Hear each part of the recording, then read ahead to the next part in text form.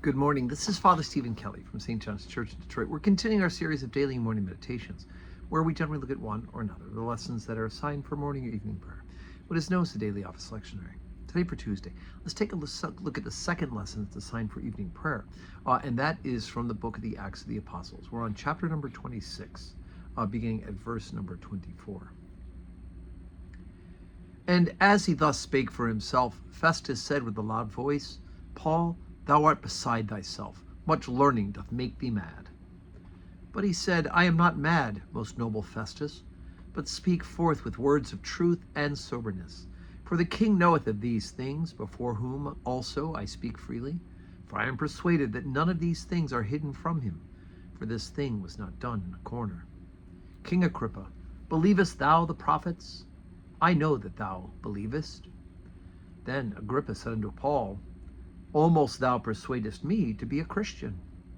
And Paul said, Would to God that not only thou, but also all that hear me this day, were both almost and altogether such as I am, except these bonds. And when he had thus spoken, the king rose up, and the governor, and Bernice, and they that sat with them. And when they were gone aside, they talked between themselves, saying, This man doeth nothing worthy of death or bonds. Then said Agrippa unto Festus, This man might have been set at liberty if he had not appealed to Caesar. And when it was determined that we should sail into Italy, they delivered Paul and certain other prisoners unto one named Julius, a centurion of Augustus's band. And entering into the ship of Adramyttium, we launched, meaning to sail by the coasts of Asia, one Aristarchus, a Macedonian of Thessalonica, being with us. And the next day we touched at Sidon, and Julius courteously entreated Paul and gave him liberty to go about unto his friends and to refresh himself. And when we had launched from thence, we sailed under Cyprus, because the winds were contrary. And when we had sailed over the sea of Sicilia and Pamphylia, we came to Myra, a city of Lycia. And there the centurion found a ship of Alexandria sailing into Italy, and he put us therein. And when we had sailed slowly many days, and scarce were come over against Sindus, the wind not suffering us, we sailed under Crete, over and against Salome, and hardly passing it, came to a place which is called the Fair Havens, nigh whereunto was the city of Lasea. Okay, so we get a little bit of a triptych there, a little AAA triptych sailing across the Mediterranean towards Italy.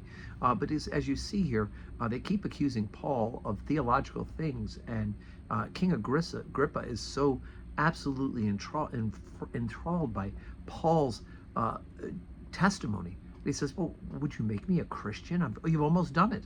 And Paul's like, would that I had done that, and everybody here would be like me, a Christian, except for these bonds, of course, the chains. And so they came at a conference, and Agrippa and Festus said, look, if you hadn't appealed to Caesar, we could have just let you go. And so we do hear that, we hear St. Luke, right, who's the writer of Acts of the Apostles, as well as the Gospel, stepping in the narration. And he says, and when it was determined that we should sail into Italy, right? So Luke is a part of this journey accompanying Paul. And we do believe that it is Luke is giving for us Paul's account of the gospel. That's why we have the Gospel of St. Luke, and then this from the Acts of the Apostles. And so off to Italy he's going to go to appeal. And of course, this is how part of God's plan, because Paul will go to Rome, and along with Peter, will make such a witness by their own testimony and their own death, that the church will then begin to spread from that central spoke that is Rome, right? All roads lead to Rome, and all roads lead out of Rome into the empire, which means with them, the trading caravans and the tourists and the people who come will go out and take the gospel with them that they've heard in Rome. So today is Tuesday. We're going to have 12:15 Holy Communion and 4 o'clock evening prayer, God willing. I do hope you can join us here in person, or you can watch on the live stream. You're watching this particular morning meditation, and may God grant you a Tuesday that is full of blessings.